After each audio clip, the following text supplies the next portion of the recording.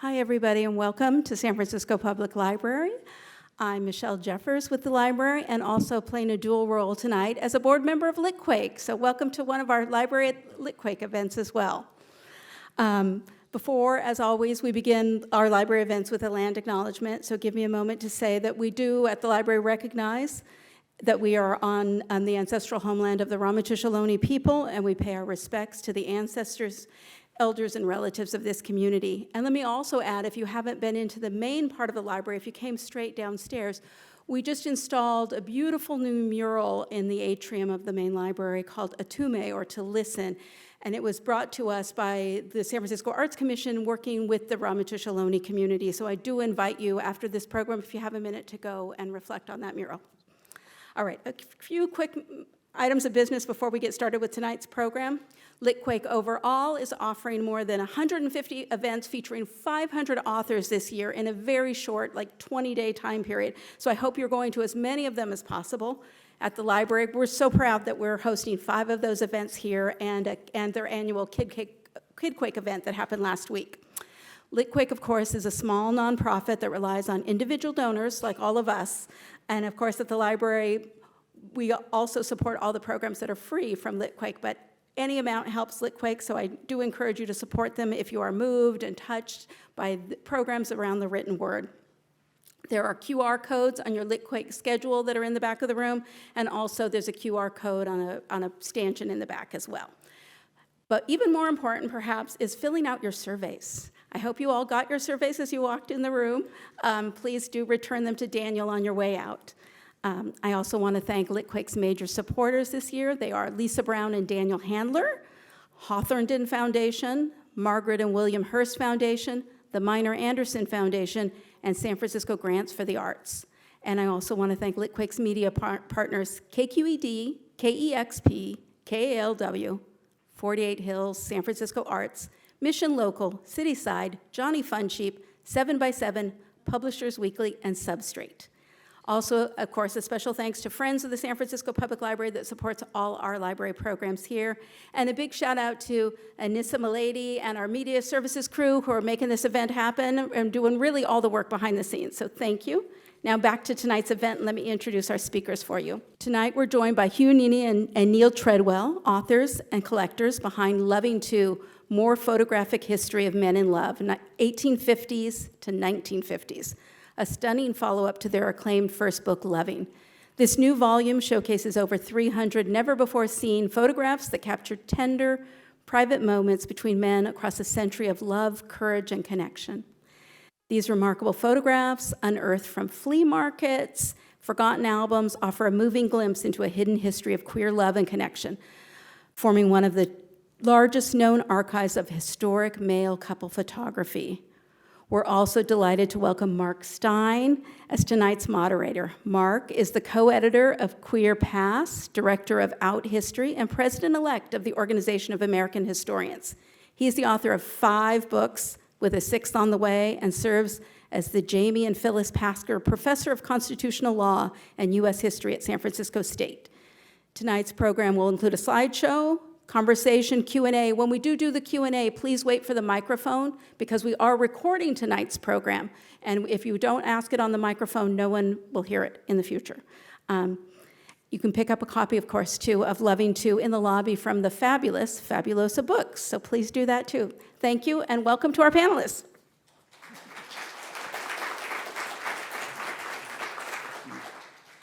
Well, welcome, everyone. Thank you so much for coming. And I think we're going to start with a slideshow about the book and then proceed with questions that I'll ask, followed by questions that you'll have an opportunity to ask. So do you want to take it away with some pictures? Sure. First, I'm Neal Treadwell. I'm Hugh Nini. And thank you all for coming to hear us talk about our book and our collection. And so we'll go through some slides first, and then we'll go into some questions. So see what's up there. All right, just make sure it's there. So from our first book to our second book, if you've seen our first book, there's actually 2 photos that we repeated. And these are the photos. It actually is the cover of the book and the back cover. So the photographs, these two, are accompanied by three others in a photo strip that was taken around 1900. And the star of the photo strip is obviously the one where they're holding the sign that says "Not married but willing to be." It's an incredible statement for this young couple to have made, 125 years ago, before this was any kind of a conversation, in the world, much less in this country. The notion or the impulse to be married to one another, however, is not new. Even with this photograph, there are others earlier and around the same time and later. All through our collection where couples are expressing the desire or the expressing a relationship that is a marriage, either with rings or the way they pose. So it's this inclination to couple in that way is as old as couples are. And so we have a few photos from the first book, and then we'll show you photos from the second book. This one is kind of one of the iconic images from the first book. Underneath it was written "In the mirror." So if you look closely, there's a camera in front of them, and they were taking a photo of themselves in a mirror. So we like to say this is the first selfie that was taken. And so if you notice You can say man on the left is holding a little rubber squeeze ball in his hand, and there's a hose that connects that rubber ball to the camera, and that is called the Fairies Shutter Tripper, and it was patented in 1902, and we think that this photograph was taken around 1902, 1903. And then we like to say this is the first photograph taken of a romantic gay couple getting married. It does, excuse me, have a theme that we found was very interesting that we'll talk a little bit about as we go through some more photos with the umbrella in it. But two cute kids getting married, and then the preacher up front with his hand blessing the ceremony. It's a great photo. Also taken probably around 1900. This one, we have an interesting story. We get asked a lot, has anyone reached out and said, I know who's in those photographs? When we launched the first book, there was a professor from Vienna that reached out to The Guardian in the UK who had done an article on us. And he said, I know who's on page 210 and 11 in the book. My question is, who took the photograph? So he said that the guy with all the gorgeous hair on top is Rupert Brooke, who's a famous poet, and the other guy is Duncan Grant, who is a famous artist. And so he said that's who they would be. And we came If you Google images of them, it's these two guys, absolutely. There's no question about it. He thought that the photographer, based on them being in the Bloomsbury group, was... Okay, I may ask our moderator here to pronounce this correctly. Lichtenstrache? I don't actually know how to say that name, but I know who you mean. Someone knows? Strachey. Strachey? Thank you. Only 5 years, and now we're finally going to get it right. Lichtenstrache, okay? So they think that it was possibly his photograph. So we're not for sure. But, so you have one person who says this is who we think it is, and then it was about 3 months later, there was a professor that was in Canada who had written a lot of papers on Duncan Grant, and he wrote us, said, do you know who's on page 210 and 11? So we have two people who told us who they think it is. We think it is because even Rupert Brooke has a cut through his eyebrow, and this guy does too, if you look up really close to it with a little photo loop. Thank you. Whatever you call those things. Yeah. Oh, so this is our oldest photograph, and it was probably taken around 1845. It is on a piece of glass, and that's called we're not photo experts, so feel free to correct us as I tell you that this is an ambrotype. I think I'm right about that. It's very old. So it's about 180 years old and still with us. And as you can see from the photo, there's nothing new on hairstyles.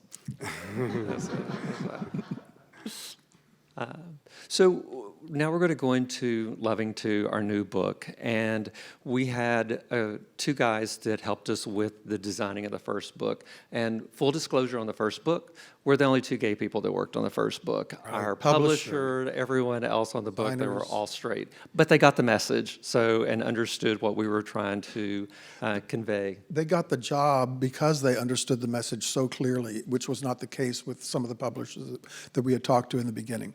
It was incredible how there was no learning curve for them.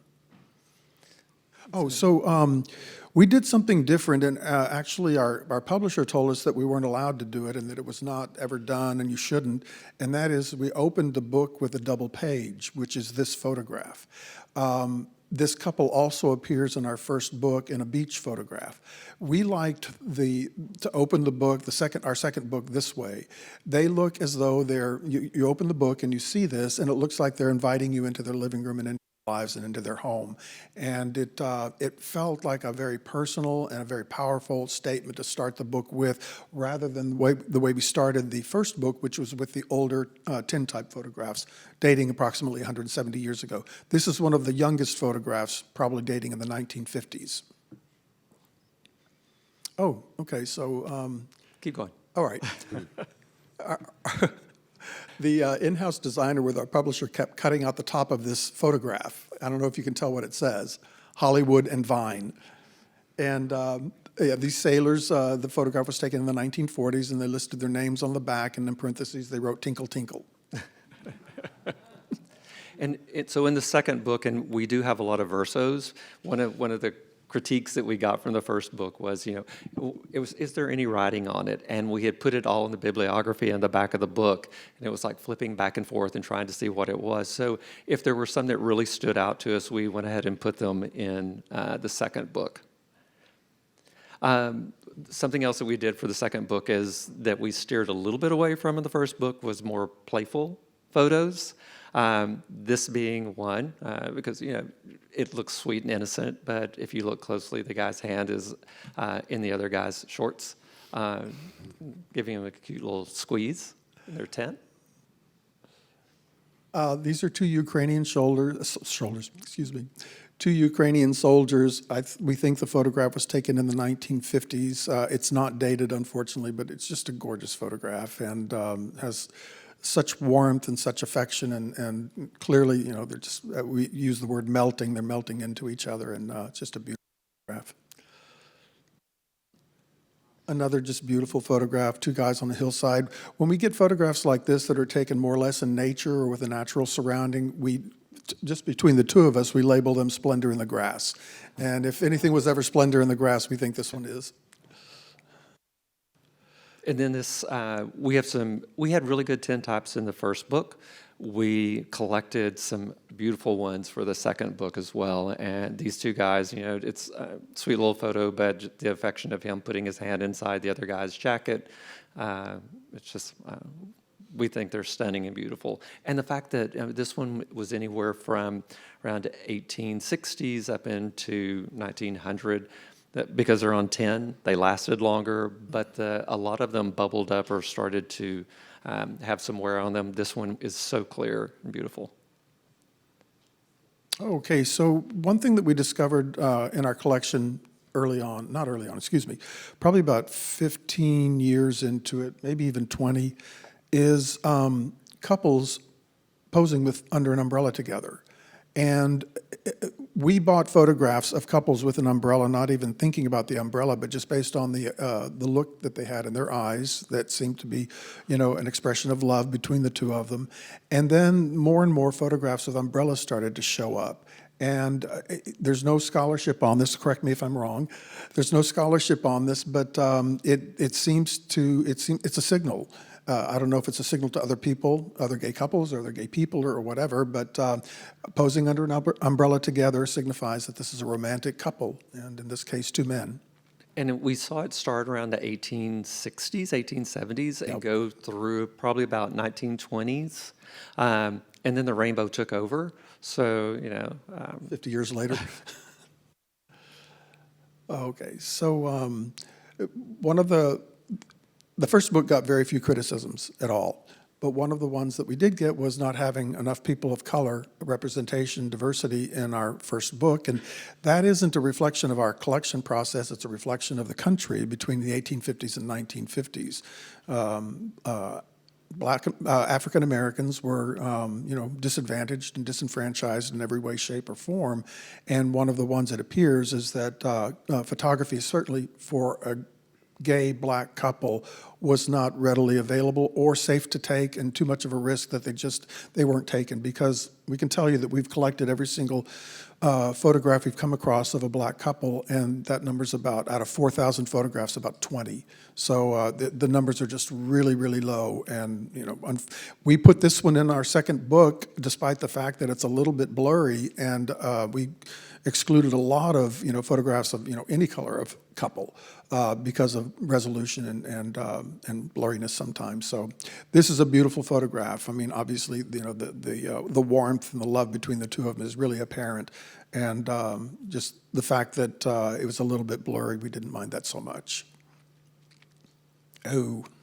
So this is fun. We have some great kissing photos in the first book. The second book, I think it even knocked it out of the ballpark a little bit further. Yeah. This one in the schoolyard with the two guys kissing and just everyone giggling and laughing. But there's no bad faces in there. Everyone is enjoying the moment. So it's a beautiful photo. And then the next kissing, we put 2 in here. This one we have about 5 photos of these two guys. More. Or more. We have like 10. Okay. Yeah. But this one's great because the guy in the front, checking them out as they kiss to the side. I mean, if you think about it, to take a photograph, 175 years ago or 75 years ago, during a time when it was a risk, and present yourself as a couple, a male couple, is something. It's bold. To take that photograph embracing really tightly and showing that expression in your eyes is bold. But to take that photograph kissing between the two subjects is just incredible. And can you back it up to and then this is some kind of a school, and there's about 5 or 6 pictures of this group, and they're posing as a class. They're posing, in just different groups and different, but it's all on the playground. And you have a couple, young couple, high school probably, and they have posed themselves kissing with all of their classmates and friends behind them, smiling and applauding. There's somebody applauding that isn't in this picture. It's on the edge. I don't remember if it's the right side or the left side, but it's really quite fantastic. And then, So let's ask a question. okay, so we On the added next- a different grouping to this, and we'll show you this. And should we show the next one too? Yeah, I Okay, think so. and then we'll show the next, and you can tell us what you see. And I know they won't run around with the microphone, but we'll repeat what you say. What's the theme?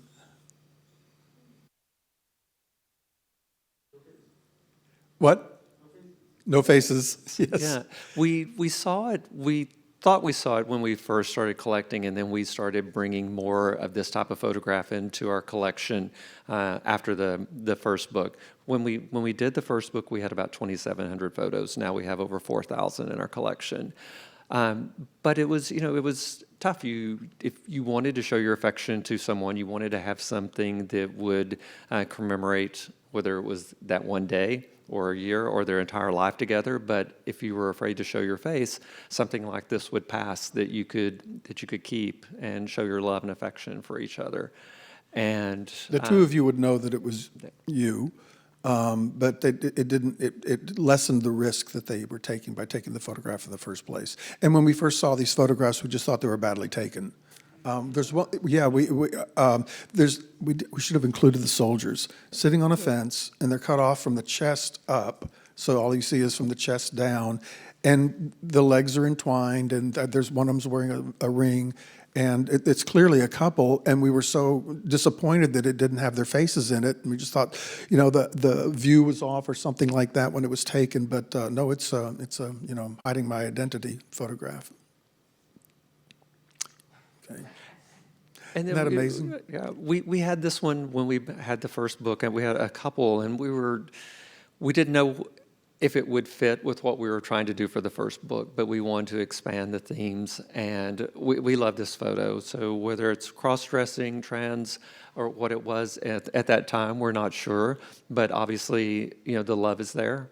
And it's a couple, and we thought it was really important to add to our book, and we have several photos that we've added to the second book. Okay.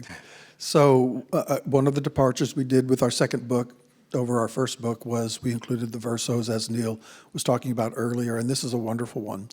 It reads, "Dandy Uncle Declan and his boy homosexual." I mean, you know, these terms, you know, queer, homosexual, what's the other one? Boyfriend, show up in these photographs, you know, 100 years ago and more. So we're not sure who wrote that. Was it a niece? Was it, you know, a mom? Who knows who wrote that on the back? This one of our favorites, my boyfriend pushing Shirley and I in a wheelbarrow, some picture. It's just so adorable, so cute. So, you know, did they get married and they have Shirley as their child? Who knows? But they're obviously having a good time in this photo. Okay, so these two photographs came from Dublin, taken in the 1890s probably, and it's a little skit that they're doing, and that is that the photograph on the right over above me is one man signing another man's dance card, you know, like see me later for a dance, and then it shows them dancing later in whatever, you know, setting that they think that they're in. It's and then there's this. At the other end of our collecting spectrum is this octuple, if that's a word, date. It's 8 couples, and in a dance party, just beautiful. And in the first book, we didn't put it in the slideshow, but we also there's a famous photo that goes around, and it's called the Cowboy Dance. And there are probably 5 or 6 guys in overalls and their hats and everything dancing. I think there were 29 of them that were actually printed, and so we have one in our collection. And then this is, I'll let Hugh talk about it, but it's a collection of how many photos? I think we have about 10 of these two. And evidently they had some fling, and maybe it was a lifetime fling, you don't know, but this is Clark and Edward. Clark is on the left, and Edward is above me. Edward is the one who took all the photographs, or had them taken, and wrote incredible little inscriptions at the bottom of the photographs. These were 2 cowboys from Arizona in 1908. They were working together on some ranch, and this is at the at the bottom of this one. It says Clark and I. Does it have the date? I don't recall, and I can't see because of the picture. This is another photograph they wrote at the bottom, and it says, and this is hard to see probably, but it says on getting ready to go to town, our room, and they show an X. And if you look at the top of the photograph, oh, it's very clear up there. It's not very clear down here. You see the X's where they're marking their room that they slept in the same bed together in. And this is Clark and I. Centennial Rock and Sentinel Rock and Valley near Tombstone, Arizona, 1908. And then Clark apparently gave Edward a Christmas present and wrote to Edward, 1908, and it's Christmas. And when we acquired these photographs, this Christmas tag was with them. So you can just imagine that this that Edward, you know, was very touched by it, and it stayed with him probably his lifetime, and then went somewhere else until it ended up with us. And so this Christmas gift tag is still in the collection of photographs. And then this is how we end book 2. 2 guys on the hill looking to the future. What lies ahead for all of us, and you know, it's what lies ahead for couples. What lies ahead for the future of our photos, our collection. What lies ahead? You know, it's whatever you want to dream. And this is just, if you want to join our community, there's our Instagram. Love for you to join us. And then if you don't know about our first book, here's our first book. The first book is in 5 languages: English, French, German, Italian, and French, and Spanish. Did I say it twice? The second book just launched in French, German, English, Italian, and Spanish will come in spring. That's Hey. us. Yeah. My turn. Your turn.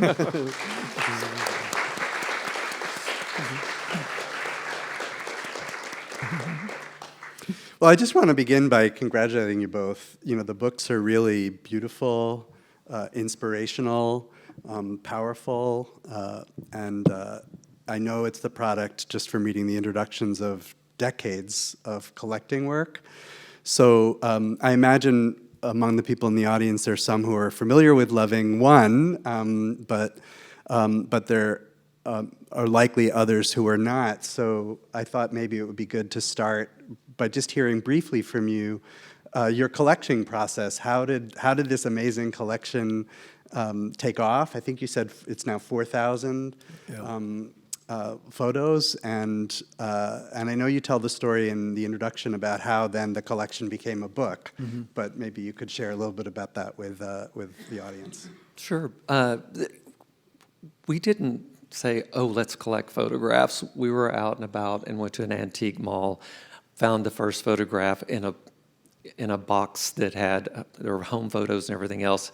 We bought it, we took it home. We thought it was 1 in a million. We didn't know. This was 25 years ago, and it floated around on our desk. We didn't really take very good care of the photos in the beginning because we didn't know what we were doing. So it went into the filing cabinet. I think the second photo we found here in San Francisco, and it's a glass photo of a guy, 2 military guys, and it says "Always Yours" on the front of the glass. And that photo is in the second book. But we didn't, it was about 5 years into it that we really realized how many photos that we had accumulated from going to antique malls. You know, when we started, we weren't on the internet wasn't out there. We would go to Europe to see our dear friends, either in Paris or in Hungary. So we would go to Bracants or wherever we could to find photos there. We met photo collectors that I got their email address, so we would correspond with them, and we get first right of refusal on select photos. And then, you know, the internet expanded, so there's opportunities for auctions there. And do you want to jump in any time? No, go ahead. You're doing fine. So it expanded our way of collecting photos as the years progress. But It really was a sleepwalking phase in the first few years, though. We weren't really looking for them per se. We stumbled across the first one, then we stumbled across the second one, and then a couple more, and this went on for a few years, and we just woke up one day and looked at each other and asked, where did all these photographs come from? And that's when we realized we were collectors, but before that, not. No. So we tried to do something to try and take care of them because we didn't know how to really preserve anything. So we bought these 11 or 12-inch square black books, thought, oh, it'd be really cool to put them in the way that they were maybe presented at another home if they were shown. So we got the nice little corners, and we started doing all that. We ended up filling up 10, 12 books, and then there were still more photos coming.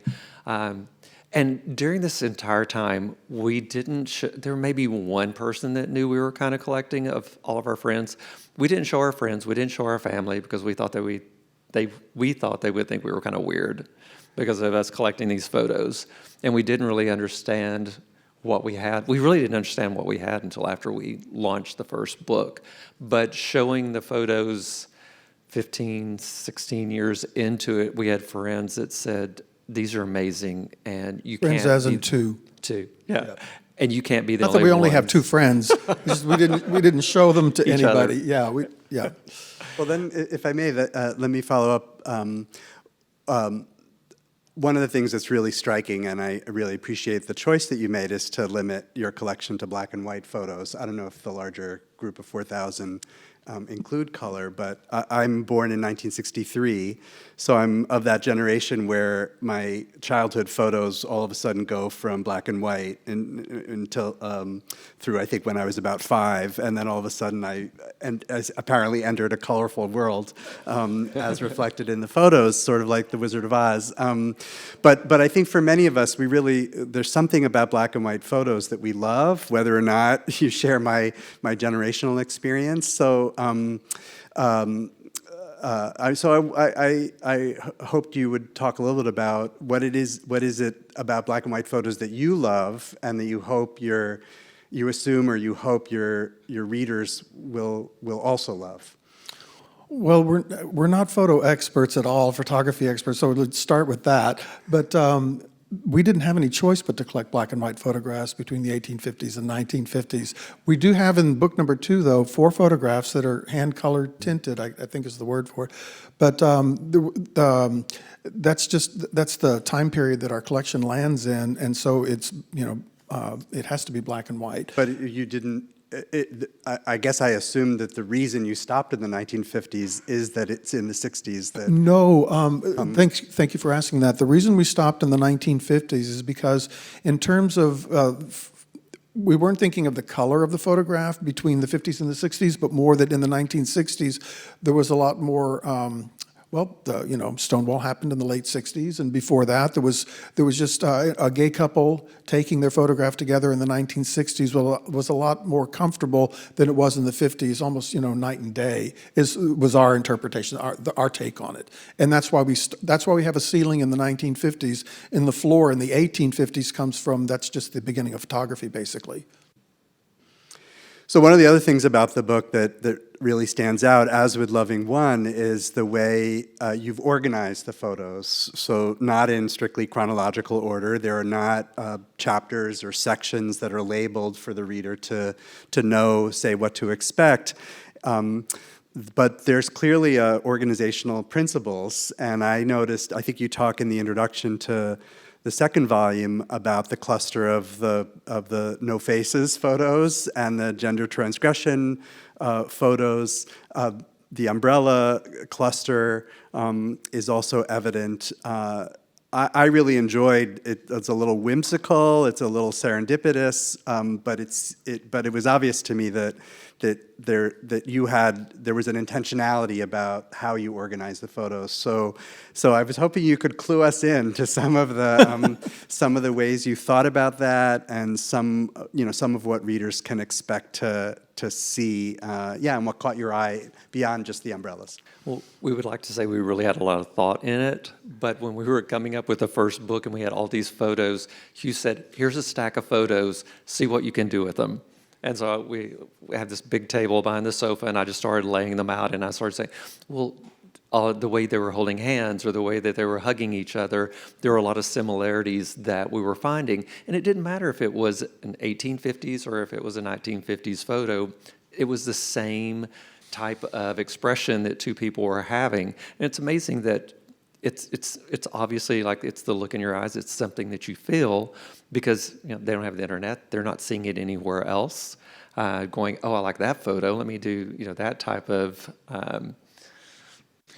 hug or what. The hugs and the handholds and all of those kinds of things are very complicated, but they're often repeated across time and across geography. And these had to be, they're just very organic, a human nature or something that made them come about that way, because people did not get to go watch the Titanic and see, I'm the king of the world at the end, when they're posing on the bow of the ship, which everybody mimicked after that. No, these were just things that they felt intrinsically or something and expressed themselves that way, again, without knowing about one another or seeing other photographs, we imagine. And so in doing that, that's when we did come up or find all of the different years of the umbrellas. And that was him. That was Neal, that just, his eye is just so amazing, and he just put all these categories together, and I was like, oh, I didn't even know all this was here.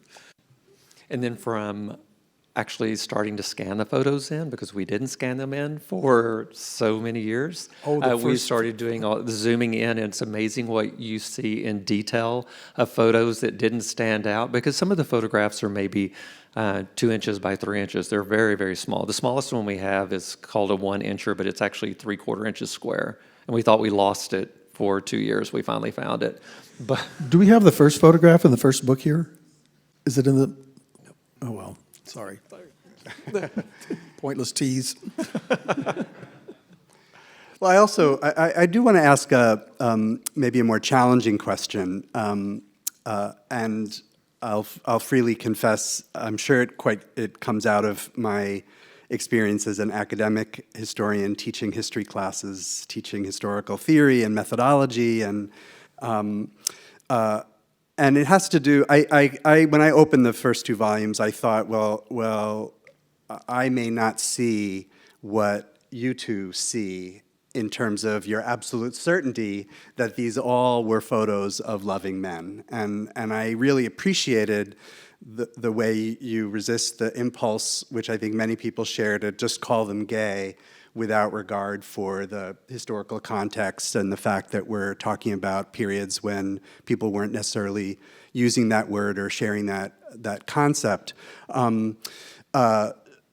But you also say you think love is universal, and that you have great confidence that there's a look in their eyes or an aspect of the photos that leave you with no doubt, that these were loving, intimate, erotic, I think you would say that, relationships.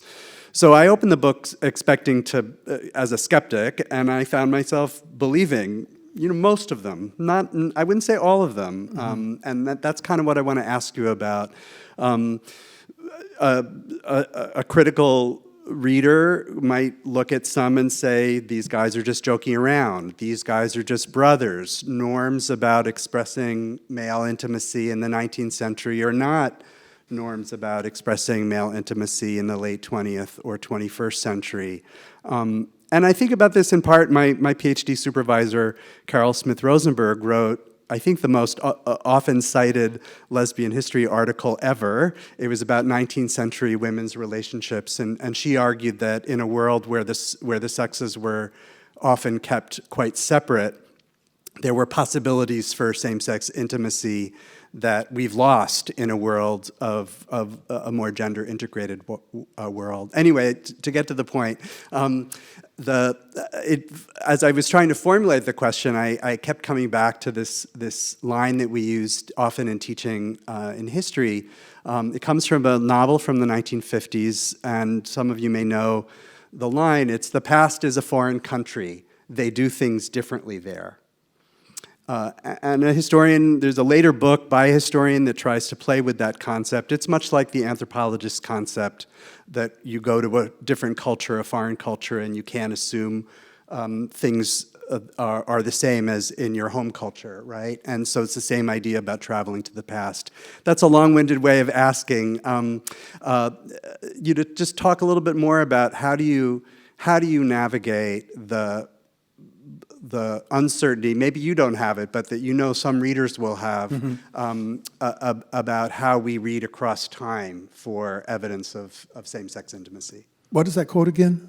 It's the past is a foreign country. They do things differently. They do things differently back then, yeah, or do things differently there. One thing that isn't different, though, from then to now, before and in the future and after and so forth, is that when two people fall in love with each other, they're going to have a look in their eyes that they didn't have before and they won't have afterwards. It's something that happens to everybody. It's the reason it is, it's in every movie you've ever watched, and it's in every play you've ever been to, and in every book you've ever read. That emotion, that feeling, that reaction that you have when this happens is very real, and I don't think that has changed over time. I think that our photographs suggest that it doesn't change. We see this look, we see this reaction between these two people in all of the photography that we have, spanning 175 years. So while that, can we get to John and Daryl? Can you find them? It's on here. We'll see. Yeah. Oh, it's not on there. It's on my computer. Okay, so sorry. Again. Oh, wait, there it is. Yeah, but go to the first one we got of them. That's not them. We're going to fly through. I did add a bunch of photos just for the heck of it. So we found these two pictures. We found a couple pictures of this couple right here. Look. We looked at these pictures right here and we said, that's a couple. We saw it. We see it in their eyes. We see that they're together. And we bought these photographs. They were about $5 a piece. They were cheap. We call this a 50-50 photograph, where it's 50% likely that they are a couple and 50% likely that they're not a couple. And we didn't intend to do anything. We weren't even thinking about a book. I mean, this was so far before there was any thought of a book and showing this to anybody else. But then 6 months after we got these first few photographs, this showed up. Not that. I know. We're going to go back to it. They're not in order. I know, honey. This showed up, same couple. Duh. But we saw it before. We didn't need this one to tell us. But we have this one to prove it. And these are two Texans like Neil and I. They fought during World War II. They fell in love at basic training in Oklahoma. And they were part of, you can't make this stuff up, and I don't know why it's not in our main presentation, they were part of the Rainbow Division. Well, here, I'll flip to it really fast. The 42nd Infantry. And on April 29th, 1945, they liberated Dachau concentration camp. And their company, there's the Rainbow Division. And this company is famous for for the liberation of that concentration camp.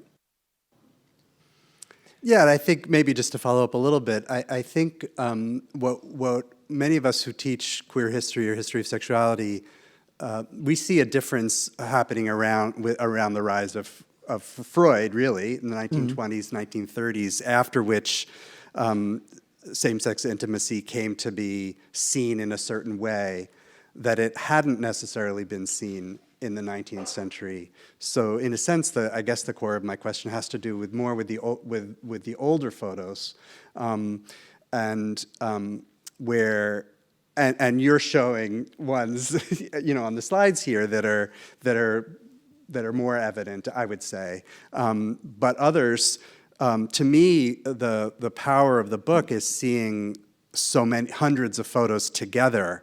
But when I imagine encountering some of those photos, especially the earlier ones, in isolation, I might just say, those could be brothers, those could be best friends, those could be joking around.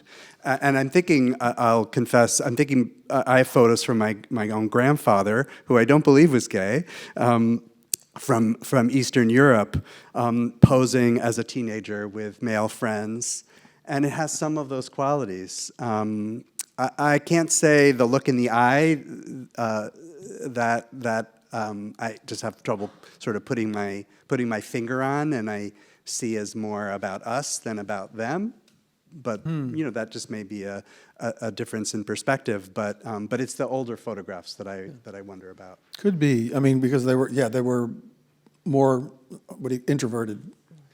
The one thing we do say about our photos, and it's in the essay in the first book, is or it's not in there, is we don't call the men in our book gay or homosexual. We just say they're men in love, because we don't have those photos. We don't have the act. We see the intimacy and the love that's shared between the men. Right. And sexuality and love go together very well, but they don't always go together. And our book is it's not about the sexuality. I see. Yeah. Yeah, I think that's an important distinction. Except for in the second book a little bit. Yeah. A couple of photographs. A little more. One other challenging question, you've already begun to allude to it when talking about the photograph of the two African-American men. So, as you mentioned, there was some criticism about diversity in the first volume, and, we're living in a moment when diversity, equity, inclusion have become, such fraught concepts. When I looked through both volumes, I actually thought that there's possibly more racial diversity than those critics might be giving you credit for, and maybe even more than you give yourself credit for it. And I say this when I teach Plessy versus Ferguson, the 1890 Supreme Court decision upholding racial segregation. I show an image of Homer Plessy before I reveal to my students who the image is of. And if you don't know the story, he's 1/8 black, and he's white appearing to many people's eyes.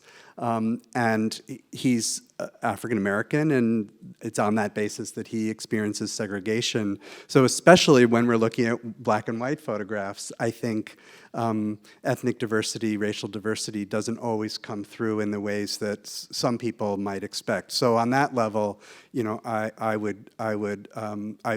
think there's more unknowability about ethnicity and race in those photographs. On the other side, when I think about, okay, let's imagine a future book inspired by yours that will do this for, say, Asian American men or Black men, or Native American men, or Latino men.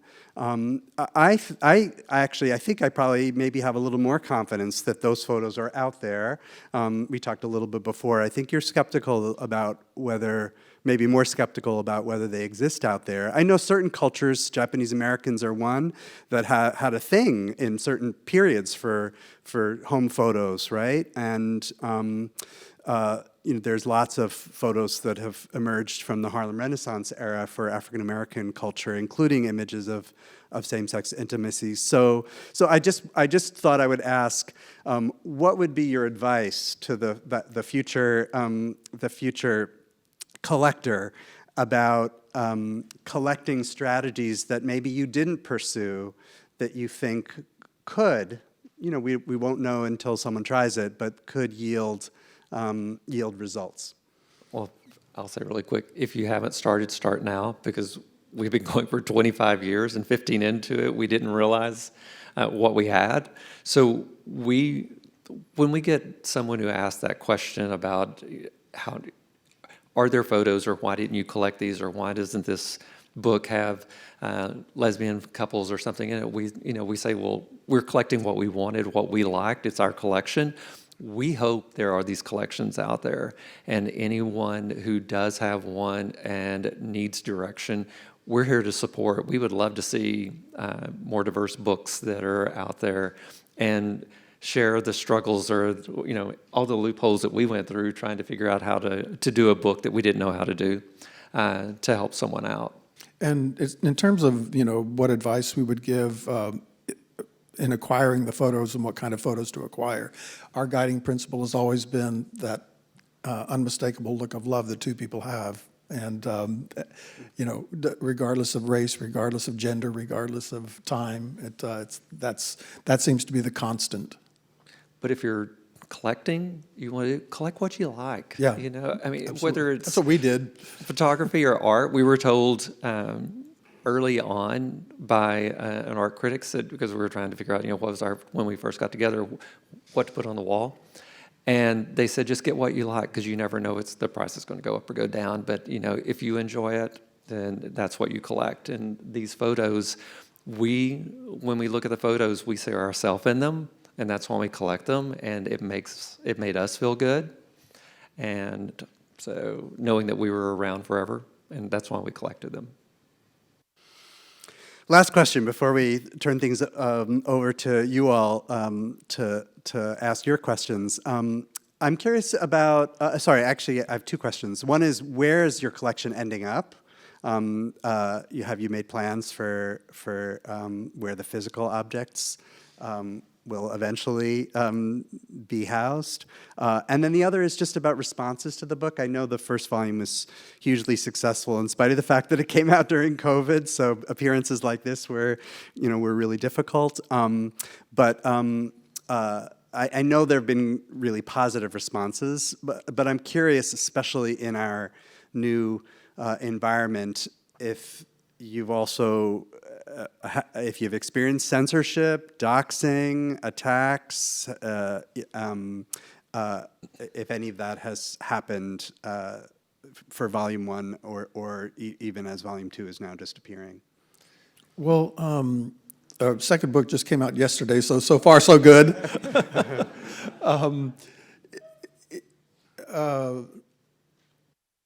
We chose the cover for the second book.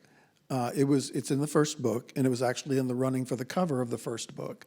And we chose this cover for the second book because it is a little bit provocative because of the time we live in right now, where we have a Supreme Court that is chomping at the bit to take away marriage equality for a lot of people. And if this photograph doesn't say at all that in a complete vacuum, in the absence of a Supreme Court that was even thinking about something like this, in the absence of a fight about it between church and state, in the absence of politicians who build a career on taking away equality from people, gay people in particular, these two young men were in a photography studio having their photograph taken together as a couple. And this sign that they're holding up is meant for a single young man who got cleaned up, went down to have his picture taken, and holds this sign up to have his picture taken with the sign saying, "Hey, ladies, I'm not married, but I'm willing to be." It's a classified ad for a single young guy. And these two young men picked it up and held it together saying, we're not married to each other, but we're willing to be. And that's in the absence of everything else that's going on right now. So it expresses how organic this compulsion is for people. This is something that Neil and I felt with each other in 1992, and that's why we have these rings to this day. We got married across a table at Bennigan's. And, it's a normal instinct. And these guys are saying, you can argue about this all you want, but this is the way we feel, and we're always going to feel this way because we always have felt this way. And to your point about negativity or anything that came, we actually didn't have any. We were told by our distributor in the U.S. that maybe we wanted to try and scratch our address and all information about us off the internet as much as we could. But surprisingly, through our social media pages, and I mean, maybe there's one or two from on the Washington Post of some people that wrote something, but it was so minor. Oh, yeah. And we didn't get hate mail or anything else. It's kind of hard to send a hate note when you're expressing love. And during COVID, when we launched this book, if you think of the first book, the one thing we were told is you can't touch the other person. You're 6 feet away from them. Stay far away. And then our book comes out, and all it is about affection, and it's what everybody was missing. So it didn't matter if you were straight, you were gay. People were looking at it going, damn, I wish I, could have that right now, but I have to stay 6 foot away from this person. And so we were inundated with notes, and I get a little choked up when we talk about it, from people who were saying how important this book was to them or what it meant to them, whether it was a gay man who single and going into a friend of ours, we didn't know the story, into their 70s and saying, if I had had this book when I was young, I wouldn't have waited now to think this is something I could have. And we had parents that were buying it for their kids so that they could have a better relationship for their kids. We were having kids buying it for their dads that had come out to them because they had been married. And, Grandparents for grandkids. Yeah, it was not Everything. on a daily basis. It was 5, 10 emails, texts to us every day, just saying whether they bought the book or not, what this was meaning to them. And we're starting to get it now in the second book again. So it just makes us feel like we're doing the right thing. The message is out there. It's pushing a good story. It's bringing families together. It's getting people together. I'm really glad. I'm frankly surprised because I've just encountered too many stories, negative stories about reactions to Almost nothing. That's amazing. Yeah. So the other question was, what's going to happen to your collection? Oh, good question. We don't know. There are no plans so far. We've had one exhibition that was in Geneva, Switzerland a few years ago. We have a second exhibition that's starting in museum Yeah. exhibition, Yeah. in Australia in December. So we're hoping that, either before we're gone or after we're gone, that it'll end up in the right hands of a museum who understands the queer community and won't just put it in a vault somewhere and it goes to die there. Goes to die there. I don't know if it's a better word to say. I have some ideas, so let's talk later. Let's do. So I think, if I think this is the right moment. I think we have about 15 more minutes together in this room, and then I think there's books for sales, and Thank you. Who's that question?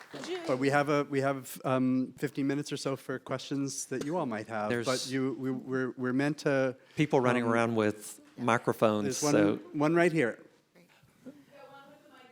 Okay. Thank you so much for this. Just curious, can you tell us about one or more of your favorite captions? Oh, yeah. It's not in the book. We couldn't put it in. It's two guys in a dormitory taken around 1910, and their pennants and little things all over the wall, and they're lounging together on a bed, fully clothed though. And on the back, in pencil, is written, "You are the sweetest creature that ever breathed life. Crackers to the crackers. and something to the something, sweets to the sweets. And that's all crossed out. And over that is written, "You're the biggest egotistic, da-da-da-da-da, and I hate your guts." And it's all scratched out, and the eyes are blacked out and everything on one of them, so. They have horns and goatees and, yeah. But the photo survived, so you know that it means something. It's a good question. So, about 20 years ago, Tom Bianchi, a photographer, came up and spoke at the Harvey Milk Institute. And when he was speaking, he said he had done these photographs of Polaroids out in Fire Island. And when he went to publish it, no one would publish it. And the reason, he said, was because they were too intimate. That they would have, he would have two men, one pulling out a sliver from someone's foot, and other type of more intimate images. And he said it wasn't the sexuality. That didn't seem to bother the straight publishers, but it was the intimacy. And so I found it fascinating today because I found your book at Green Apple Bookstore and bought it about a month ago. And I think the combination, I'm 62, and so I lived through HIV and AIDS, and I think a lot of images were lost for many, many reasons.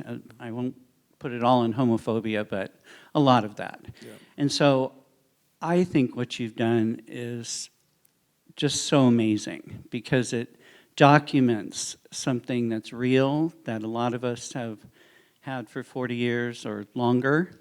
And it's there in images that we can see with our own eyes, unlike film and books and all the other mediums of art. This is a real testament to something that, for a gay person like myself, is just very validating and very human. And I agree with you 100% that it's love. Love can be caught in images, and it can be caught whether it's black and white or color. And I really am impressed with what you guys have done and why you've done it and your motivations. And I think hopefully others will be inspired to collect and document what is out there. So thank you very much for what you've done. Thank you very much. Thank you. We definitely hope that there's others out there, so. Yeah. So why didn't you put the caption in there? Okay, here's the here's the thinking. Okay, so maybe book 3. Here's the thinking behind that. We think and we hope that our books create a mood and a flow of emotions, and we were concerned that putting a photograph with that caption on the back of it, and the faces are altered on the photograph as well, so it'd be a little bit jarring. We were afraid that that would disturb the moment too much. And maybe we were right, maybe we were wrong, we don't know. But it's a part of relationships, we all know that. So, Yes. you know, for book 3, maybe we'll expand on, you know, what happens in relationships, We the wanted- ins and outs. Maybe that will be Loving 3, although Yeah. you may need a different title than Loving. We wanted to put it in the book. We were discouraged to do against doing it. Hey guys, thank you for the book and the images. I was just wondering about the 20 or so images of African Americans that you found. How did you come across those? I've started collecting them myself, and it's been an interesting sort of conversation with some of the collectors, or there's almost a guilt about it. And I'm just like, no, these are great, these are wonderful, I want more of them. Yeah. And it's almost like, well, I just kind of found them, you know, they don't really value them. And so I was just wondering about how you came across them. And then the second question is, how do you do the research, or how do you not go crazy in trying to find out more about the images, or what resources do you utilize? Because that's what I've been excited about, is like, who were these people? So We thank got you. over that impulse a long time ago.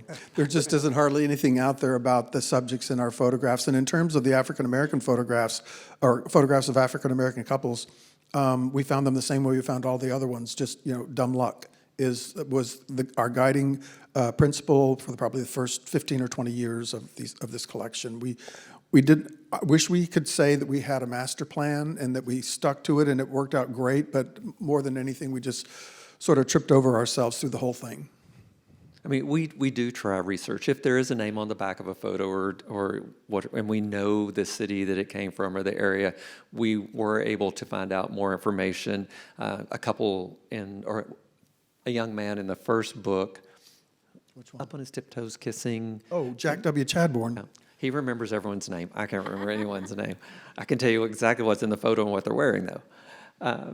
But I mean, we found out, he lived to be in his late 90s, and he was in the military. He had this one boyfriend that was in high school, and then he had another boyfriend when he was in the military. He's in our first book at the end in the kissing section. Oh. Yeah. So we try to find out what we know about the photos, but some of the photos, I think we're more curious about how did they get to our hands, and it's people say, where'd you find the photos? And sometimes we say we think the photos found us because they made their way to us, so that we're hopefully taking care of them so that they can be passed on from generation to generation. Because some of the photos that we have had to go through at least 3 hands to get to us from their age, if not more. One thing I guess I could add on this question, I do a lot of work with newspapers, historical newspapers, and as I'm sure many of you know, that we're seeing a mass digitization process for historical newspapers, and that's prompting a lot of newspaper publishers to think more about what to do with their amazing photo archives. I imagine most of your photos are from personal collections, but I suspect there's also lots of opportunities with newspaper photo archives. I've done a lot of work with the Philadelphia Tribune, for example. There's newspapers that went bankrupt. In Philadelphia, it was the Evening Bulletin that was a rival to the Philadelphia Inquirer.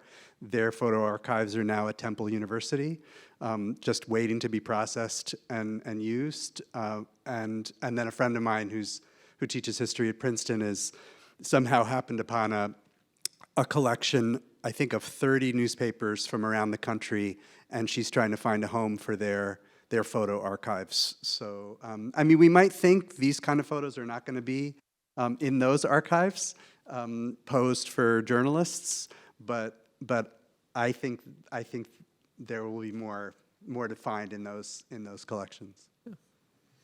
Any other questions? Sorry. Hey, it's me back here. I have a question.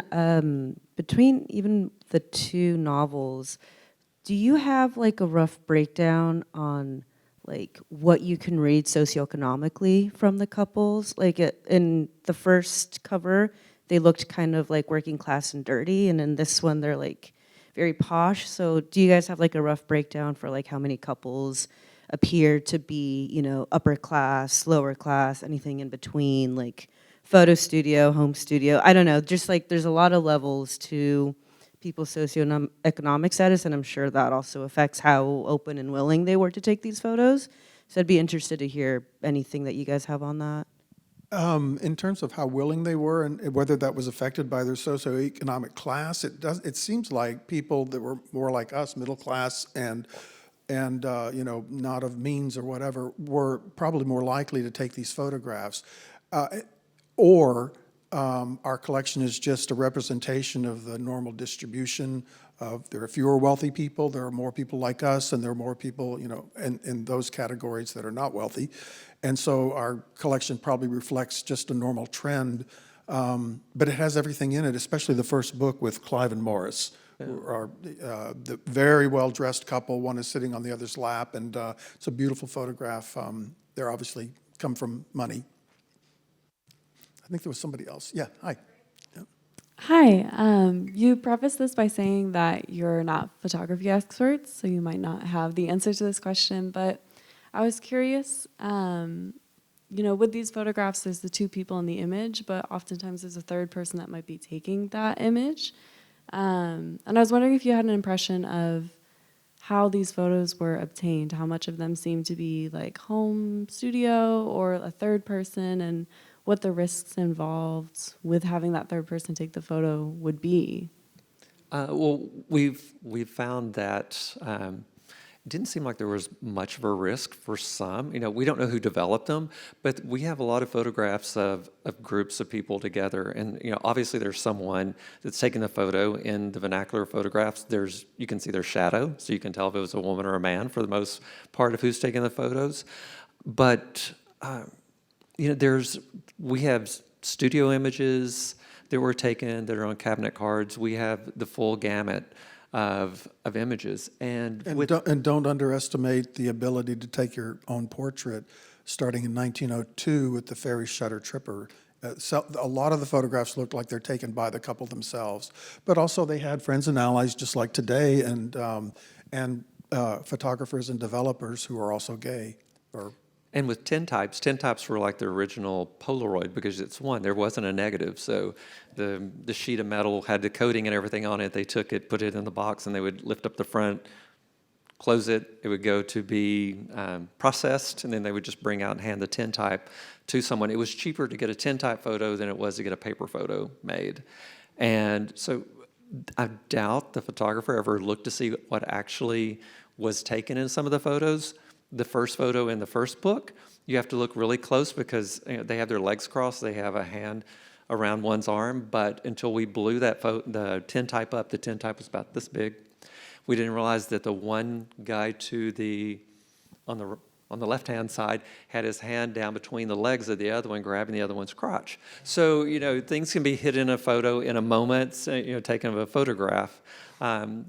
And in the 40s, 50s, if you had to send the photos off, a lot of people never got their photos back based on what was taken in the photos. But a lot of people did because we have the photos, so. There's a great book that some of you may know called Gay New York by George Chauncey. And the book begins by challenging what he calls the myths of invisibility, isolation, and internalization about gay life, 1890s to 1930s. Mm-hmm. And we seem to want to believe that gay life before Stonewall or whatever was often isolated. And the images you present make clear that many people found love and found relationships, but even found, but I think Chauncey would argue also found community. Sometimes, as you pointed out, with the group of 4 couples, there's clearly a friendship circle involved, and I think we could easily imagine, running with your question, that the third person is often a supportive friend, family member, member of a throuple, right? Or are connected in some affirming way to the people being photographed. Yes, sir. Thank you for an excellent presentation. I'm curious as to know how wide geographically the areas are, and what types of places, what cities, towns you've gone to get your photographs, and if for the most part it's been all hard copies, or if later on you started also digitally collecting your photos. Everything we have is hard copy. Yeah. We own the actual photograph, and that was one of the criticisms we received that said, well, there are a lot of these photos out there of African American couples or something that are on the internet, but we don't own them. And it sounded, one person we had interaction, they said, well, that's pretentious or something. It was kind of like that. It wasn't. It was just, this is a collection that we have, and that's what we want. And because we own them, we know that we're able to put them in a book or to have them reproduced. But as far as collecting, we've been everywhere. When we first started doing this, I worked for a cosmetic company. I traveled all over the United States. So if I was stuck in a town and had a little extra time, I went to an antique mall. And it usually wasn't photos I was looking for, but it ended up that's sometimes what we would find. And then, like I said, with our international travel, Our closest friends are in Paris and Budapest, and we go there every summer because we want to spend time with them. That put us in contact with a lot of vendors in Europe. So we do have photos from our publisher's name is 5 Continents. We now have photos from 5 continents, so it's just kind of cool from our collecting. So there's a lot of different ways now to obtain photos. All right, we have time for one last question. Right. Thank you for sharing your collection, first off. And going back to this idea of the umbrella as a signaling item, I was wondering if you guys have a theory as to why that started. And then kind of along the same lines, 2-part question, is there a certain location or region that you found that the umbrella was used as a signaling method, like the United States, or was it somewhere in Europe, or kind of all over? Very much all over. You would think that they were mostly East Coast and West Coast, but we have so many photographs that were clearly taken in the Midwest, in country type settings. It's incredible how comprehensive the collection is. Not by any, we take no credit for that. That's just who was taking the photographs, and we found them. Did that answer? Okay, okay. Sorry. Well, here I think we really do need an expert in history of photography, but purely speculating, I think umbrella makes a great framing, right, background, and then It couples them too, I think, in a way. yeah, in the sense of intimacy, Sharing a roof. You gather close to someone with whom you're sharing an umbrella, right? And so, unless we're talking about those mammoth umbrellas, but these are not those, right? It also, to me, it also echoes what probably were used as, I don't know the right term, but for the early flashes, the screens that photographers would use. But I think experts in history of photography would be able to address that. Can you address that? Is there another moment for a mic, or? I mean, it's just pure speculation. We like Sorry, speculation. just a random thought, but I think there's the gendered element of it as well. Women carrying parasols. I think that brings in the gender transgression, or the fact that it's love between two people modeled on male and female That sounds right to me. That sounds good. We'll add that. Do you want to do the close, or? Well, really quickly, we just want to say thank you all for showing up and being here to support us. And, thank the library for having us, because it means a lot. And we're having a lot of, we just flew in from New York to be in San Francisco, and we're happy to be here in San Francisco launching our second book.